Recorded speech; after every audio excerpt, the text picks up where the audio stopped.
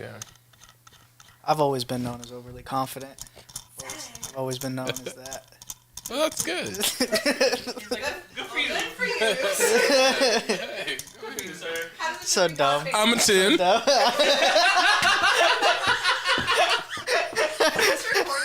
I'm a 10. I'm a 10. Oh, That was hilarious. that's so funny. Are you already recording? Yeah, Wow, that was great. that's cool. That was a cool. great laugh. Great intro.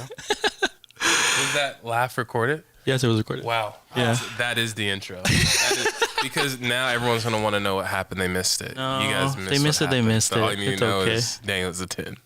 Daniel is a 10, everybody. Daniel 10. is a 10. So what makes you a 10? Man, I don't know if it goes from my good looks, Okay. my good charm, but I would say it's definitely my looks. I would say it's definitely Okay. Confident. He walks in confidence, everybody. for sure. That's cool. And humble. I'm humble. How about when you don't have a haircut or you didn't shave or you didn't like trim up your beard? Are you still a 10? Oh, always. Okay, there we go.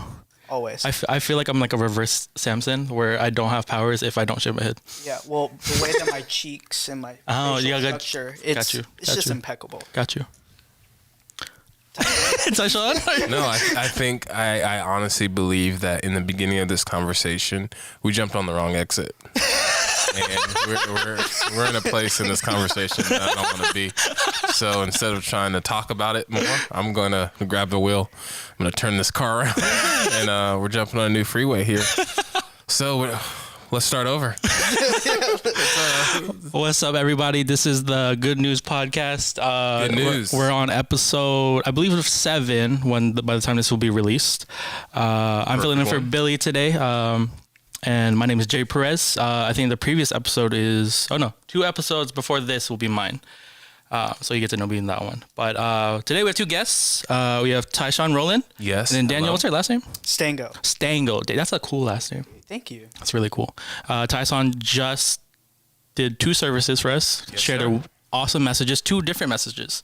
I thought that was really interesting when you emailed me last night. Like, he said he's going to do 2 different ones? That's crazy. Uncalled for. I'm also very new to ministry, so maybe that's normal. Wow, that's uncalled for. Crazy. Why is he bringing all this on me first time meeting him? But yeah, it's been an awesome Sunday. How you feel? How do you think Sunday went for you? I feel, it went great. It's such an honor to be here. Yeah, You're filling love having in you. for Pastor Billy Heather, who's an exquisite Yes. man of God. Yes. And you are doing such a great job. In the beginning, you weren't. We went somewhere in the conversation we didn't have to go. But the way you pivoted like Billy. Yeah. And I just want you to know that on the behalf of everyone that's watching, we're glad that Billy chose you Oh, thank you. to be the Appreciate stand-in that. host. Thank you.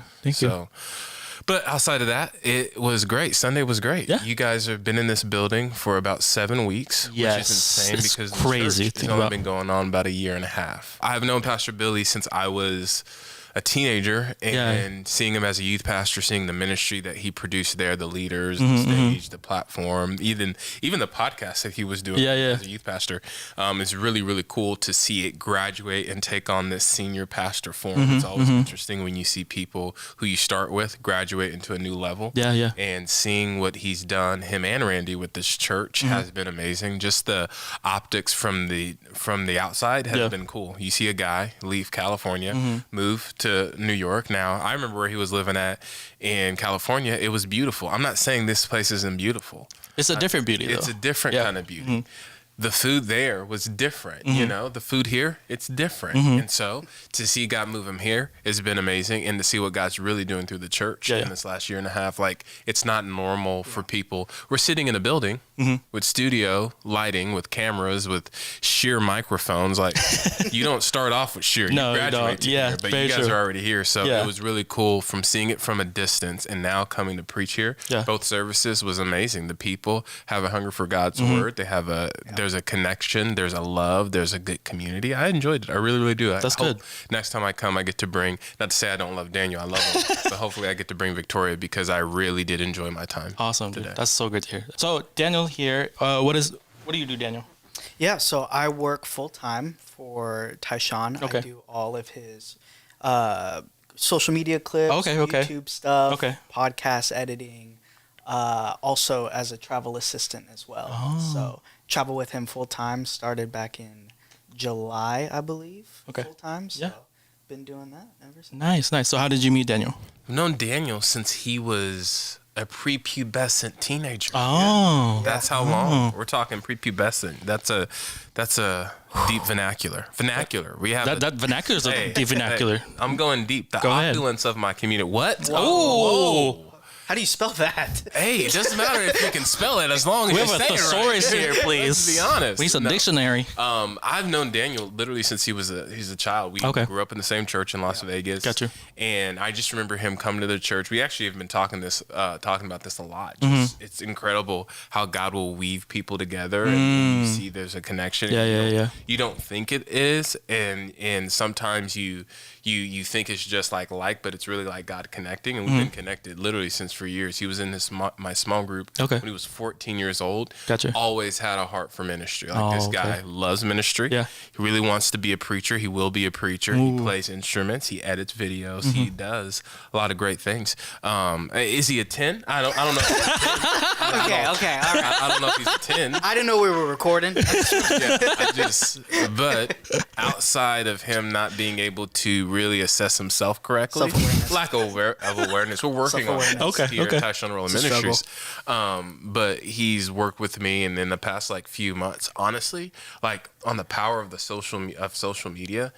The things he's been doing has just helped my social media. Yeah. Actively growing. People are DMing me about the content. So he's doing a great job. And then when it comes to traveling, he has to kind of be all things Yeah. the one triple demand. So he's doing a phenomenal job. I'm proud of Awesome. you. Yeah, I've been watching your socials probably like a few months. Do you like them? I do. Do you literally pop out? I do like them. I shared them. save? I save. Do you Yes. send? I send Do as you well. repost on your story? Yes, I do. Wow. Yeah. You're supporting. Yes. Wow. Yeah. Yeah. I love the messages that you guys put out. Even the little screenshots with the videos in the back. That's a really trendy thing. But you guys are doing smart moves, and the messages you're sharing. Yeah, it's great. So yeah. Wow, So good thank job you. to you and you. you. Yeah. All right. So Tyshone, you travel a lot. Yes. Where's your favorite place to go?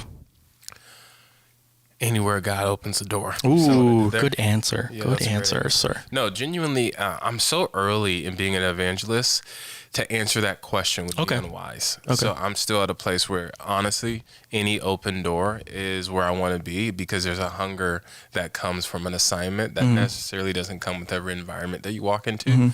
When I was in the first service, some people can see a certain number. Like, you got to need. We were talking about this before recording, how Dave Chappelle and Joe Rogan yeah. were talking about how Yep.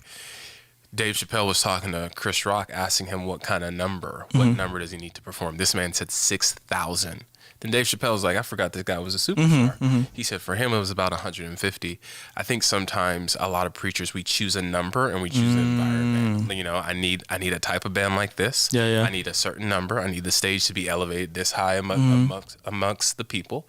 And then that's the environment. For me, Okay. really, there's a hunger that there may be 15 people in the room, but that hunger unlocks something within me that only can be unlocked from an assignment, not an environment. So truly, I would say anywhere God calls me is where I want to be. Awesome. That's great. Where were you born and raised? I was born in Santa Maria, California. Okay. Where's that located in California? It's like Northern California a Okay. little bit. So small, like city of 95, maybe to 100,000 people. And then I lived in Memphis, Tennessee for a few years. Okay. And then my mom moved us from Memphis to Las Vegas, lived there for about 13 years. From there, moved from Vegas to Charlotte, Yeah. lived there for about 2 years. Yeah.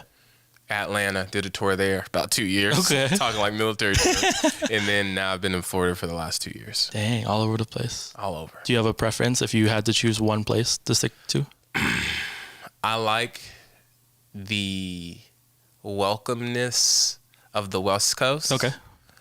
But I like the heritage of the South. Okay. When I say heritage, I mean the good part of heritage. Yeah. know what I mean? Yep. I got you. know what I mean. understand. There's I totally a understand. heritage that I don't Yeah. really appreciate. I'm not talking about that. There's some Southern hospitalities. There's a love for church. There is a high regard towards morals. There is a safe assumption sometimes of how a person can view things. When you get closer to the West Coast, when you get in California, we're in different territory. You know what I mean? Very true. And so, but I think I like the middle of America, to be honest. That's what I would say. So would I ever live in the West Coast ever again? Nope. Do I like the dirty South? Nah.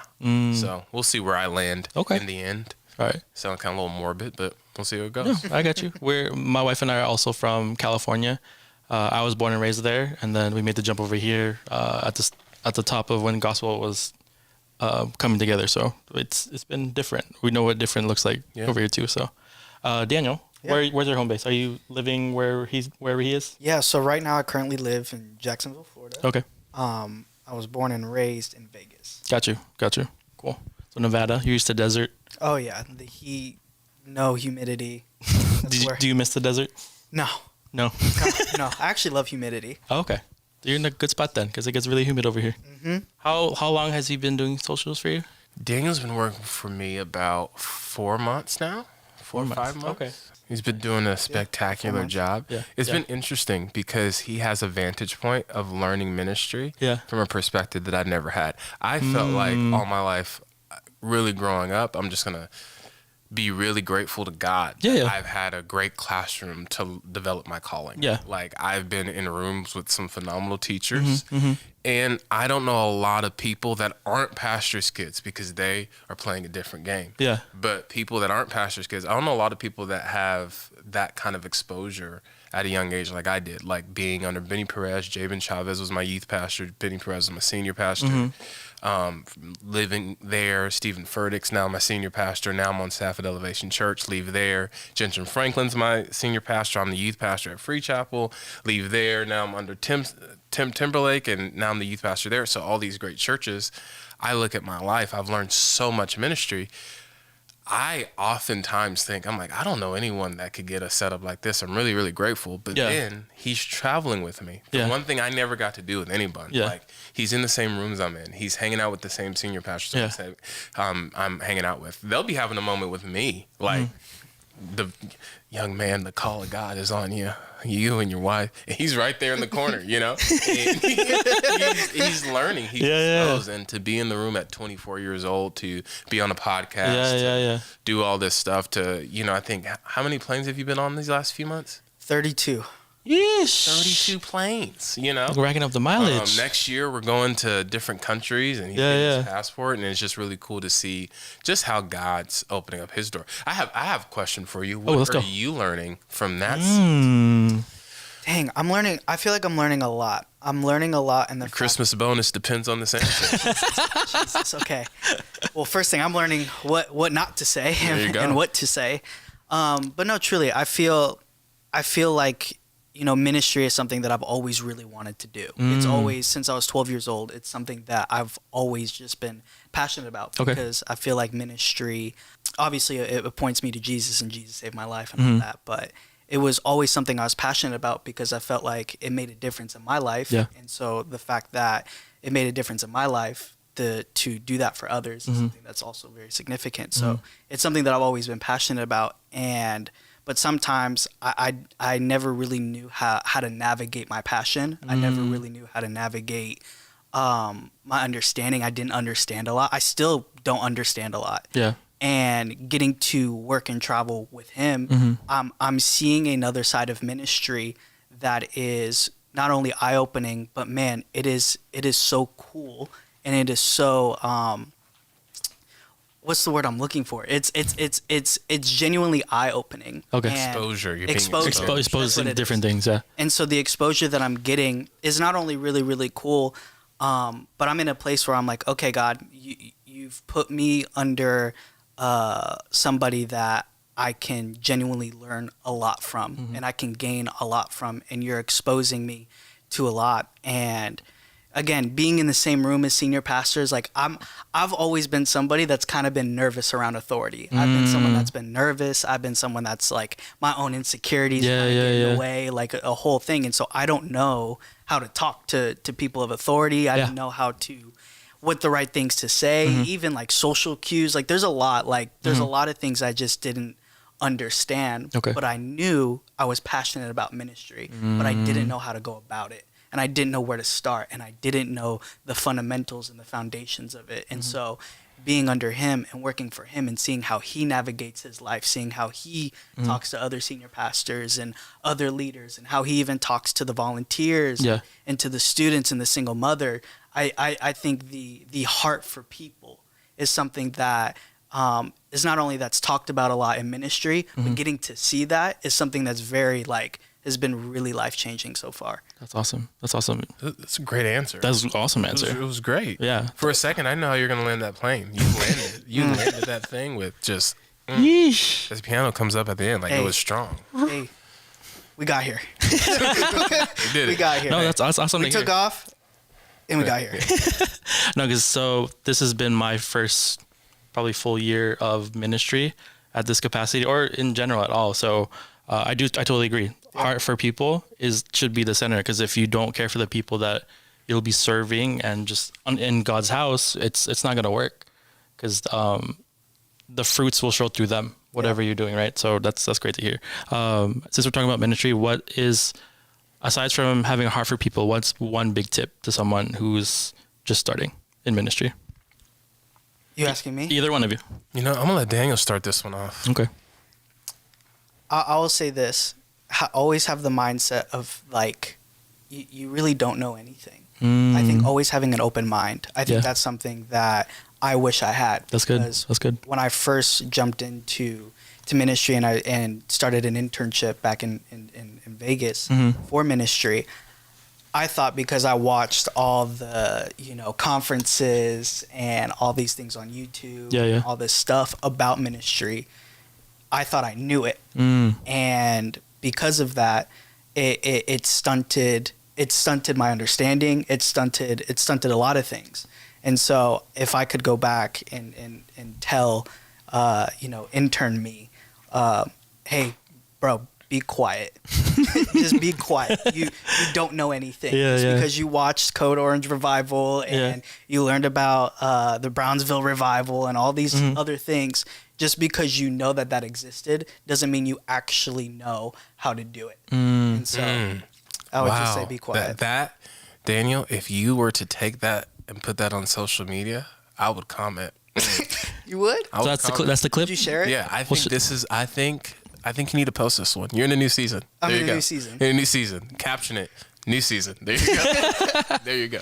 I think the advice I would give them is don't be overwhelmed with the future. Okay. When you first start, I think it's interesting, right? You get excited about ministry, but you don't know really what it is. Yeah. You're just excited with more of your idea than you are the reality of the responsibility. And so for me, if you would have asked me at 17, 18, 22, 23, Tyshone, are you excited for ministry? Yeah. Why? I don't know. I'm just excited for what I think it could be. Yeah. And then as soon as you start doing it, you realize it's not what you thought at all. One, it's not easy. And that's what you thought. You thought the grace was going to be so easy that the Monday through Friday was going to be a breeze as much as the stage stuff was. And it's not. And so what I would say to someone in your first year, don't be overwhelmed with the fear that you're not going to get it. Because once you get exposed to what it really takes, then this fear comes in your mind. Am I ever going to have what it takes to do what I'm called to do? You will. Yeah. You will. Yeah. Don't be overwhelmed about it. Well, I can't, if I do 30, hey, I can't handle 60. Well, you're not at 60. You're not at 10 years from now. Yeah. Today, just read a book and take it day by day. Yeah. And you're going to be okay. And don't bite off more than you can chew. And don't let the successes get to your head. I was really grateful to God to have a lot of quick successes in my beginning as a youth pastor, which wasn't my first year, but my first year as a youth pastor, I had a lot of quick successes. You can see what happens, successes. I'm going to be very mad if I look back and I didn't say that. So that was just for me. Successes, I can say it. I had a lot of those in the beginning, and I noticed that once it gets in your heart, you forget why you start. That's great. Once those successes get in your heart, once they begin, when you define your ministry by the successful things you have done, the accomplishments you have had, the accolades and achievements you have achieved, that you've collected, you will begin to define and forget why you started in the first place. Yeah. Because then you're like, how do I get more of those, more of those achievement, more of those? And I see a lot of people chasing it. And so I would just say, don't chase the success. Don't be in the fear of the future, of the failure. Just chill. Enjoy it. Learn what you need to learn, but take it day by day, because it'll never be this easy again. Oof. Like, what you think is so hard is actually so easy. Yeah. And that's what makes me so mad. Everything that I thought was so hard, it was like, man. And I look back, what was so hard, hey, I wish it was that easy. Yeah. You know? So, I don't know. That's an awesome answer. Like, so like I said, this has been like my first time actually doing ministry. And when I jumped in, I was like, I realized I was just bringing my skills to whatever we're going to build gospel into. But I didn't know what it was going to look like. Until this day at a time, you still figure it out as you go. So like that's great. What was I gonna say? Oh, I have a question. So I'm currently prepping my first message ever. Congratulations. Thank you. We're doing it's a 3x3, so we're splitting one message between This is next week. Next week, yeah. Yes. We're splitting it between 3 people. What's a tip for prepping that you can give? If it's really real, it will really connect. Uh-huh. If you're trying to make the connection real, it won't. And some people overthink a good connection because they don't think it's enough, because it doesn't sound cool. So sometimes the normal story from our normal life that we saw God normal truth isn't good enough. We got to make it spectacular. It needs to rhyme. Fancy words. It needs an alliteration. Yeah, you need some vernacular. Opulence. Same time? Give me some. But I think you can get advanced in the art. Like, for people that are starting, don't be overwhelmed with the art. Communicate the heart. Don't be. Love that. The worst thing a person preaching for their first time needs to worry about is how good it sounded. Because you're not there yet. Yeah. You know, you're not at the place where you can grade the delivery separate from the heart of the content. The goal when you're first communicating is that, did I say what God told me to say? Yeah. If you just did that, number one, you're going to do good next week. If you go into next week and say, did every word sound correct? Because you can't do that. The first time I got to preach, I was 17 years old. They gave me 7 minutes. I talked about not having my dad and talked about the pain it created, and then realizing that God could be my father and substitute of my earthly father, and how he gave me people in the church that stepped in. It was a simple thing. Yeah. I was tempted to make it spectacular, but when I kept it simple, it was actually the thing that connected. So I think next week, as you prepare, just keep it simple. Talk about you, and it will really work. Daniel Stango has a heart for communication and has preached a few times. Nice. Every time he's preached, it's been on video. He started preaching in COVID. I let him preach. Oh, nice. See the youth ministry, but it was recorded. So every time he grabs the mic, it's always stuff like this. God is keeping the stage from you. You got some sin in your life? No. Well, are you gonna put this clip on? Sorry, what were we talking about? Oh yeah, give him a piece of advice. Oh, for first time communicating. I'm communicating. Man, I mean, I'll say this. I don't, again, like how I said earlier, I don't know a lot. I don't know anything. I think his response is keeping it simple. I think for sure simplicity is always key. But I'll say this, be confident. Yeah. Just be simple, but be confident in who you are. One of the things you gave me a really good compliment, and it was like, man, like your confidence in your messages was something that was like very, like, it was easy. And so, gotcha. Not only be simple, but also be confident. Like you're you. Yeah. Be confident. Awesome. I mean, and this is coming from a guy who said he's a 10. You know what I'm saying? Full circle. I feel that. Full circle. I'm gonna keep bringing that 10. Well, I'm gonna bring that joke back 10 times before this ends. I don't know how much time we have left, but depending on how much I can bring it back. All right, so you guys are big on, as of late, I've been big on your social media. How do you feel like what does social media play in ministry now? Man, social media is making people crazy. Yes, I agree. Really I totally is. agree. And crazy from the standpoint where I think, okay, I'm going to be honest. Go ahead. Be honest. That's what we want. I think people should be more brave on social media. It is bizarre to me the weight people give an app. Like, they can't post something because they're so afraid to put it at the level, put it out there to get judged. Most people aren't even judging it because we judge things that way. We oftentimes think that people are going to judge us that way, which is very rarely the case. Yeah. I think some of us have a lot of stuff to say. My brother-in-law, he knows who he is. His name is Julian. I'm going to post this on social media for Julian. He is so inspirational. Yeah. This guy, if you get around him, he's a runner. Yeah. He's a runner. He's a track star. And if he got around you, he's going to make you run just because of the kind of energy he puts out. He doesn't ask you to run. He demands you to run because of the presence that he has. He could easily be so encouraging. I can see him blowing up on social media, but sometimes if you were to put a camera in front of him, it may stunt the very thing that God put in front of him. Not because it's not there, but because he's wondering if other people are going to see what God put in. I think you got to let that go. I think people have to let it go. Like, I don't care about what people think when I post on social media because it's helping people. I'll post a clip from a sermon, and I already said it. I already went on the plane. I already did the work. I already studied it. The easiest thing to do now is to post it. And I post it, and sometimes it'll get, if I connect it with Reform for Christ, thousands of views. Thank you guys for all that you do. I'm gonna say thank you. People using you, I'm gonna say thank you. Quick plug. Sometimes you'll get like 15, 20,000 views. Sometimes you'll get 700. But sometimes people will send me that when it's at the 700 number and say, I needed this today. That's why we have social media. Because I needed this today. Today, I jumped on an app to engage with some content, feeling discouraged, and I saw Tyshone silly encouraging posts. And honestly, for a moment, it gave me light brevity. That's a gift. We should use it. Our lives are a gift. The way we phrase something, you telling your story, you putting your, encouraging content. I think people out there, if you're good at cooking, tell a story about cooking and cook and post it on social media. You'll teach some people how to cook, because there's some people out here that don't listen.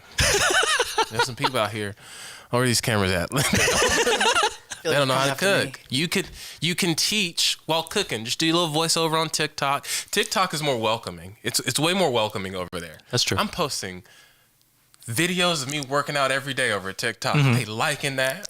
Posting on Instagram, they don't care. They avoided it. It's horrible. But this is what I think about social media through and through, is that if you have a gift to communicate and you have a camera, use it. Use it. Use your platform. And maybe you don't reach the thousands. Who cares? It was never about that. It was really about reaching the one. It just hurts sometimes when your one is not 1 million. And I think that's the test of social media. One of the things I was reading about the other day is that, we give King Saul, so much flack, because he's almost like he's the bad first king, and then he's the evil old king. Like, that's all he is to most people. But he didn't start off that way. The start of him was operating outside of his bounds of authority. He gave a sacrifice as a priest when he was a king. I think on social media, sometimes I see people stepping out of their grace. That's where it gets weird. The Bible literally says Saul forced it. He said he forced it. I think there's certain people that social media is forcing them to do things that they're not supposed to do. And if they just stay in their God-given lane, hey, I'm going to do my king thing. There's so many things you can do as a king. So there were so many things he could do to preoccupy his time. All he needed was 1 more hour, and then Samuel was going to get there. But because he wanted to step outside of his bounds because of urgent, it feels like because everyone else is doing it. That's what social media does. It's urgent. Everyone else is doing it, so I got to do it. No, you don't have to do it. Stay within your boundaries, and it'll be free. As soon as it becomes forceful, it gets weird. And to be honest, it looks weird. True. And no one will tell, even friends. Friends won't tell friends about their social media. We will talk about everything else, but we ain't gonna say, hey bro, that video that you posted was a little sus. It was sus. It was whack. It was weird. It was unbiblical. It had a lot of typos. We don't tell them that. But I think what I would love to tell anyone that using social media, stay in your grace and you're gonna enjoy it. You know, when I post about my dog, it's my dog. I love my dog. Yeah. I love working out. I love my wife. I love my life. I love traveling. I love being a preacher. I'm going to post about those things. There's certain things that a lot of people will post about that I do feel forced sometimes. I feel like it's urgent. But as soon as I feel that, I'm like, no, that's not my grace. Because if I'm forcing it, I'm doing what Saul did with that sacrifice. I'm operating outside my bounds. Stay within your bounds. It stays fun. You get outside of there, it gets weird real quick. See that old guy boxing, you know, just doing something weird. I don't know. No, you really can't fake the funk because people will smell it. Like it's facts. Wow. Yeah. You put my 3 minutes in one statement. I am horrible. No, you're good. So prepared for that. Thank you. Phenomenal. Simple. Try to. No, I'm notorious for over explaining a lot of things. So I'll go in your lane. That hurt. Everyone in the audience that's listening, they're laughing. They're booing Jerry. Pain right they're now. booing Jerry in the back. No, I think the way you explained it is the way people need to hear it sometimes. No, not over explaining. It's just some people need all the meat. Yeah. They need to be fed more than some other people. Yeah. They need to consume more than other people just because some people just don't get it right away. Yeah. And I think that's the way you communicate. It's in layers. So you'll introduce it, and then you're like, oh, they get accustomed to the taste. Feed them a little more, like, oh, actually, like, oh, that's how it is. Okay, and then more and more, and then you have your finite point where this is like your dessert. So what we're saying is over explaining. I think it's giving the full course meal. Yeah, and it's making the listener feel like they're writing the sermon. Because the point is so easy to grab that you're listening from the jump. Yeah. And by the time you arrive to the end, because you think you got there, you almost feel like the preacher, you got to the point without the preacher. Yeah. Then you'll remember the point. If you need the preacher, sometimes it's hard to remember the point. Daniel. Yeah. Have you always done social media? Like outside of the stuff with Tyshone, have you always done like production and all that? No, not always. Okay. You know, when I first started going to church, Okay. production was like, you know, the big cameras and all that stuff was the first avenue of like ministry and all that stuff that I got into. But then, you know, it's always been in and out. Honestly, like since when I was 14 to now, it's always been like other seasons of instruments or preaching or whatever the case may be. But it's only honestly until recently that I started getting obviously back into it. 'Cause nice. It is a job. It is. Yeah, my job. it is a job. Even if you do it for yourself, I don't like it. Yeah. I definitely don't like it. I say it all the time. If I wasn't a photographer or a videographer, I probably wouldn't have it because I barely post for myself. I'm just now getting accustomed to do it again because just for us to me and my wife to make stuff together. Yeah. Was how we met. So like for us to just do it together is fun for us and just be able to do stuff outside of ministry life because you do need things to accommodate your time outside of ministry. I feel like, right? You need time to relax and rest and have your mind run in different ways. Yeah. Right. Sometimes I treat my social media, my Instagram, like a calendar because I post every day now. Yeah. And now that I post every day, it's crazy to just go see, oh, that's what I was doing that day. And one day, if I keep this social media up, my kids can just grab it and see, that's what Dad was doing the day you got conceived. Over there. We're there. I don't know how we got there, and I'm so sorry. There was an exit. We missed it. But hold on. I'm putting on my hazards. Wait a second. Watch this. We're getting out. They're on their way. We're pulling back. We got out, and now we are out. It feels so cool to be out of this awkward tension of sexual jokes. Wait, whoa. We got back in there. Someone at the gas pedal. So we brought up your wife. How long have you known your wife? There you go. Perfect. Dang. I've known her since I was 12. Been married, celebrating 4 years next month. Awesome. Yeah, she's been incredible. So we met each other in the same church, and we have now been doing ministry together. And it's really cool when someone literally watched you grow up. You feel their belief differently because they've watched you growing into the very thing that people have seen you start off with. I feel that. So yeah, it's that's really great. cool. I love my wife. Victoria is incredible. She's 3 years younger than me. She's 26 years old. She's a preacher. She's creative. She is brilliant. She has a heart for people. She has a heart for ministry. She has a heart for helping those that do ministry. She's an incredible woman. So really grateful to be married to her. She writes majority of my sermons. That last one was a lie, but that would make her feel very well. I'm sure you run it through with her just so you can verbalize it in front of other people. I've learned actually not to. Oh, really? Yeah, because when you show, like you're preaching next week. I'll tell you something that's going to happen the 5th, 6th time. Okay. When you get to the 5th, 6th time, Brianna's not going to care no more. She's not going to care. She's like, babe, I'm preaching. She's like, so. Because now, this is what you do. Yeah. First time, oh my gosh, I believe in him. I always knew my man had something to say. 5th time, say your thing. What you'll see is that you'll show her your sermon when you get to the 5th one. The first one, you show her anything, whatever you tell her you're preaching next week, I bet you she said, babe, that's gold. That's the best in the world. It's... Hey, it's gonna get different. It's gonna get different. You may get another minute. And then the 5th time you preach, you're gonna share your sermon with her. And sometimes revelations, they're easy to get because we get the whole picture immediately. Yeah. But when you share it as an idea, the face that someone gives when they don't get it is so humiliating that it makes you not want to share it. So there's been sermons that I've like walked up to my wife, like the first iteration of this sermon, I was like, I'm gonna call this sermon Stressed Out Jesus or something crazy. And she was like, okay. Okay. So I'm with you, babe. Yeah. And so I kind of sometimes will just hold back. I got to really make sure she's going to really like it. Got you. I'll do it. Got you.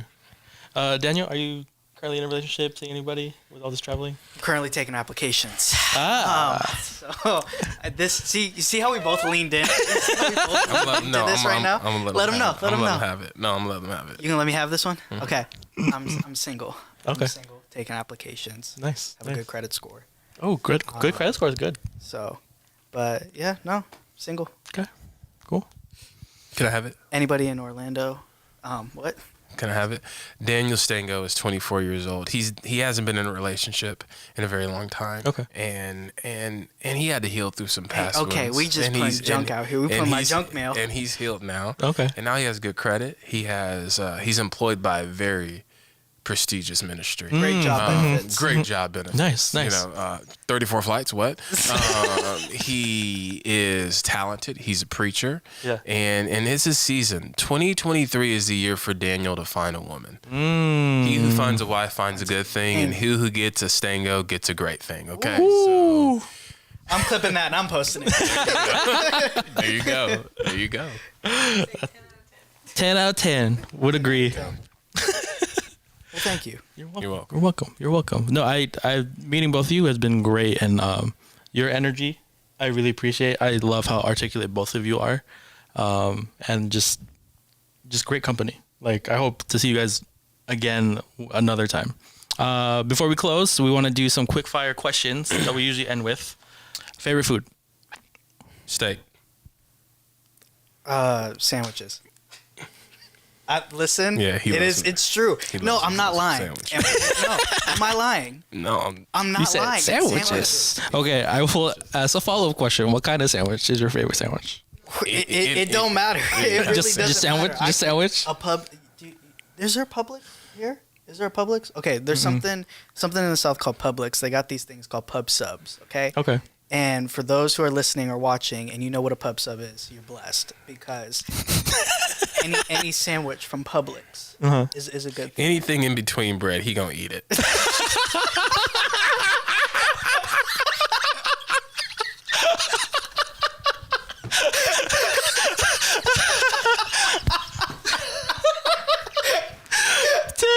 Here's the thing, he's not lying. Okay, I guess my question for Publix is quality wise, where does it fit between like This has to be one of the 7. This is complete. That's what this is. a Subway or I guess Firehouse subs, where would that fit? Like, how high above Subway is it? I don't even. Wait, you're asking like Publix between Firehouse? Or just like where would you place it? Like a 10? I have no. Oh, like 1 out of 10, like Subway 1 out of 10. Oh, I saw what he did there. He brought the joke back. I saw what you did there, and you laid it up, and I didn't. You're good. You're good. I questioned at the end. Is that mine, or am I taking it? How high is Publix for you? Like, I know it's your favorite sandwich place, but like, is it a 10? It's like if you go on your first date with this girl, you bring it to Publix. No. No. This is just your favorite spot for you. Just because it's my favorite, don't mean it'll be her favorite. True. So, Very true. Very true. But if she wants to take me out, no, I'm just kidding. But I will say 1 out of 10. I mean, dude, the Publix sandwiches are it's a 10. Okay. 10. Okay. A pub sub. Just like Daniel. Got Just it. like, hey, Daniel is a pub sub, ladies and gentlemen. Clip that. Post that. Okay, I guess I'll go for your follow up. What kind of steak do you like? And how do you like your medium steak? Medium rare? What kind of Rare, cut? medium rare. What cut? Man, I love me a New York strip, but I love me any kind of steak, really. I just love me red meat, period. I'm a red meat connoisseur. I was doing the carnivore diet for a while. Oh, okay. It's fire. It's lots of steak and all that. Love steak. All right. Favorite place you've been this year? Non-spiritual answer. Non-spiritual answer. So like somewhere you actually enjoyed to go. Oh, 100%. I went to Chicago with Victoria in March. We went to go speak at a church, and then we had an extra few days to just spend there. Loved it. From the time I was in the city to the time I left, I enjoyed every minute. I Love Chicago. I was in Chicago like 3 years ago for like a weekend for work. I spent waiting for my my plane. I walked the Riverwalk. I saw the Bean. Beautiful city. Wow. Yeah. Awesome. Favorite place? Favorite place this year. I really love Seattle. I love Seattle too. We love Seattle. I love Seattle a lot. Every time we get a Seattle trip, he gets very happy. I get really excited. Stoked. All right, continue with the travel questions. Where do you look forward to go to next year? Or is there something booked already, or somewhere you want to go next year? Okay, so when is this gonna air? Let's see. We try to drop once a month. I have to drop mine next week or next month. That one probably. So what month are we in? It's November. November. So November. This might drop January, if not sooner. I don't know how frequently. Then I'm not gonna say it because one time I said something too early and it didn't happen, and then that level of disappointment. Oh, okay. But there's a few places. There's a few places internationally I'm going to be speaking at, so I'm really excited for that. Okay. Where else am I speaking? Speaking in Hawaii next year. Ooh. Hawaii. What time of year though? In July. That's actually nice. I know. It's nice in July. Yeah. I'm trying to go to that one. My birthday's in July. I turned 30 in July. Ooh. So July ain't gonna lie. You know what I'm saying? No, I was you know. But yeah. I love Hawaii. Hawaii is very I beautiful. don't know where that came from. Oh, It's not it's even okay. me. It's embarrassing. Clip it. Have you been to Hawaii ever? No. Have you been to Hawaii prior? Yes. Okay. Last year. Yeah. I went for the first time for my sister's graduation gift. We all went as a family. It was beautiful. What a gift. It was beautiful. What did she become? She is an RN now. She works in the OR in Temecula or Murrieta. So she loves it.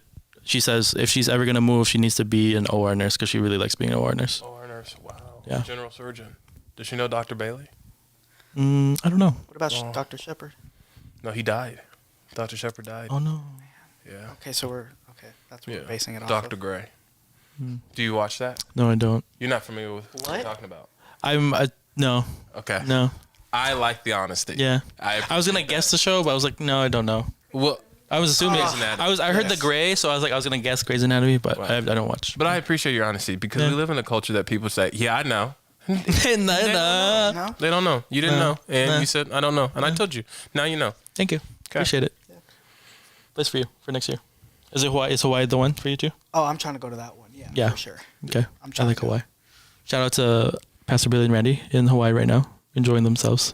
Good for you. I know, that's so good. They need a break. Is that where they are? They're in Hawaii. Okay, can I interview you? Yes, How of long course. do the podcast episodes last? We our should have l- talked about this before. Our longest one is an hour. which was the last one. We're at 48 right now. That's why I started. What ends up happening, depending who's the guest, we do quick fire questions, and we expand on the quick fire questions for a really long time.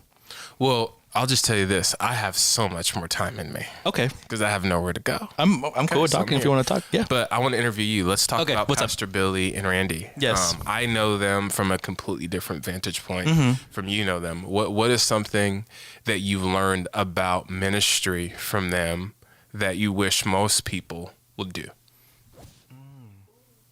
Strong. That's good. I'll give you time. Thank you. To process. No, also I think for me, since everything about ministry, I'm literally learning from them. I think one thing that we're harping on a lot now for this church and this ministry is that we talked about earlier is the heart of people. Yeah. We really just need to care for their needs and meeting them where they're at, like whether it be in their life or at the capacity they're able to talk with you, right? Sometimes we want so bad for people to heal and cry for Jesus and do all the things, but if we're not willing to meet them where they're at, they're not going to receive anything we're going to try to give them or teach them. So I think that's a big one because that's what we're doing right now. Yeah, and that's what's been working. They're so personable. They're people. Yeah, they are. And they really are. Not every pastor is a people person. I'm gonna be honest. I don't know if I'm a people person. I'm a call me in your worst day person for sure. Mm-hmm. Like I'm here for your worst day. Your bad day, don't hit me with that. Don't hit me with your bad day. Call me on your worst day. Mm-hmm. They are call me on any day. Yeah, because I am here for you, and that you model that so well. Being around them. It's October, which is historically Pastor Appreciation Month. Mm-hmm. What is something that you appreciate from both of them individually? So Pastor Billy and Pastor Randy. I appreciate their friendship. Yes, to each other or to you? To me and to each other. But aside from being my pastors, since we've moved here, they've really been friends and family. Like that, they're part of our foundation here. Like if we didn't have them here when we first moved, this would be really hard. It was already hard for us because we moved into an area that is very different from LA and San Diego. I, for a little bit, felt a little lost because I'm used to living around a whole bunch of other Filipinos. I felt a loss of community. Yeah. When you move to a different place, you don't have community there. It's hard. But as we grew in friendship, oh my gosh, we start to lean on them a little more, and we get to close. They became my community. Yeah. That's amazing. So for that, their friendship alone, and just to watch their family grow and just be able to document their family grow, oh my gosh, that's so fulfilling.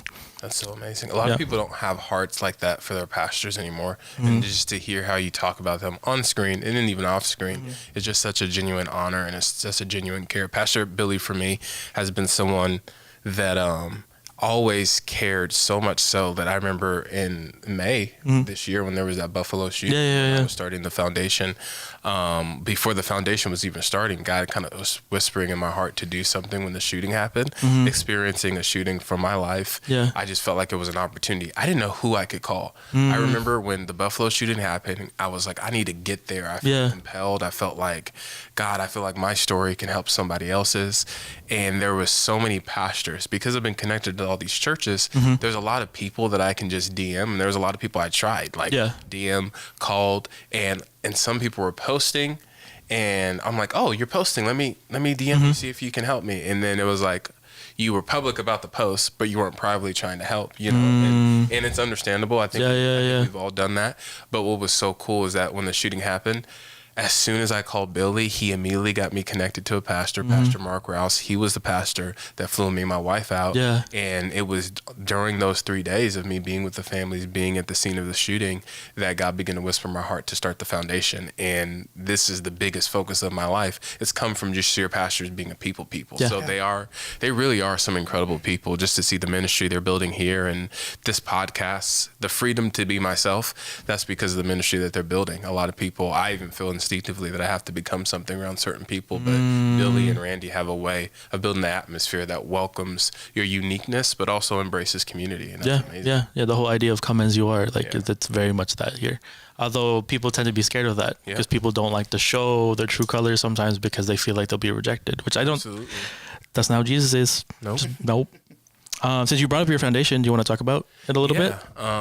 The foundation is the Blackwell Edwards Foundation. So if you listen to this, you made it 53 minutes. I hope it was fun. It feels fun. I feel like we're learning and laughing. And the best laughter, the best learning is while you're laughing. That's just really, really cool because it's memorable.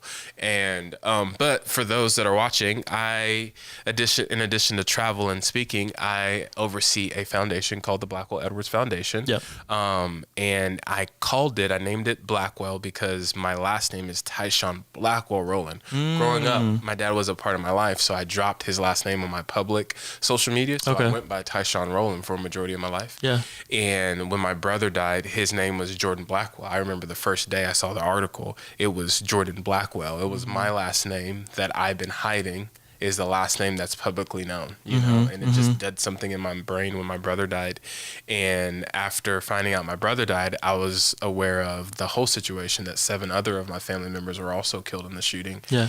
And when that happened, that just shattered my world. Thankfully, I was in a church that got me counseling, that got me help, that was there for me, Elevation Church. Shout out to Pastor Stephen Furtick and Holly. They are the greatest to ever do it. And while I was at that church, I was being taken care of. But over the past 5 years, as God was healing me, I've also felt that he was preparing me. You know, I think sometimes you can be in seasons where you think you're just growing for your own reasons, but you're actually growing for a greater purpose. And the greater purpose for me has been this foundation. When the Buffalo shooting happened, I felt compelled, man, like such a strong, you know, when sometimes you have to push yourself to do something because you understand the benefit of the results of the pushing. Other times you feel like it's pulling you, like it's a magnet. And I think that's how you find purpose. It's a pulling, and it was pulling me in. I felt pulled. I felt drawn to Buffalo when I got here, and I got around families that struggled with what I was struggling with. I saw that 1, there's a community for this, and 2, I could help this community, and 3, have a compassion for this. And so I want to do this. So for the last few months, I've been putting together a plan, put together a lot of programs to reach and help victims, schools, businesses, churches alike. If there's someone watching that feels compelled to give, you can give. We need about $1.2 million to start everything. So we've been in the process to do that. I've been just planning and meeting and strategizing to see how can we be there for when something happens. You know, a lot of times we want to deny that it'll ever happen again, but unfortunately we live in a world where it does. I'm trying to build not a reaction, but I'm trying to build a response. I'm trying to build a respond plan, and that's what we're doing. So it's been an honor to start this process, and again, your pastor has been so pivotal in this plan. So that's the foundation in a nutshell. So nutshell. I would be mad about that. Don't clip it. All right, so we'll make sure to put the QR code that we shared today at service right here for myself to say and put and edit. Jerry, put it here. There it is. Thank you, Jerry. Thank you, Jerry. Good job. Hey. But yeah, it's been a pleasure having you, Tyshone, and Daniel. I know you guys have some plans tomorrow, and you'll be flying out, right? Yeah, we're gonna go to the hotel, change, and go work out. Ooh, workout. I need to work. My muscle was hurting after worship earlier from holding a camera out for like 30 minutes. That was crazy. No one saw this. I'm gonna show you. Oh, look at that. You saw that? I got a little pump right now too. So you see, this is a. Actually, that is kind of insane. You probably should edit that out. You know. Lord Jesus. But no, I appreciate you guys' time and just for being here. Yeah. And just, you guys are amazing. I appreciate your company, and I can't wait to see you guys again. Thank you. So, we are amazing. Yes, I agree. They are amazing. Tens. Some would say we're tens. All right, y'all. Thank you for watching Good News Pod, and we'll see you on the next one. See you on the next one. Late.